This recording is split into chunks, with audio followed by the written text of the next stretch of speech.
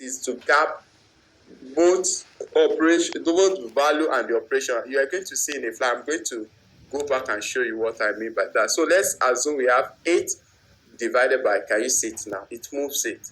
If I press times, it won't work again because we asked if it is empty, but now it is not empty. So else, let's say else. Let's make it dynamic. Okay, let me show you something again. What makes me to put the space? If I don't put this space, I just put plus.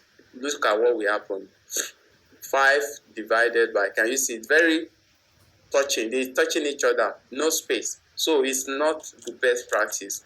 So you have to put space in between. Can you see? It's good that way.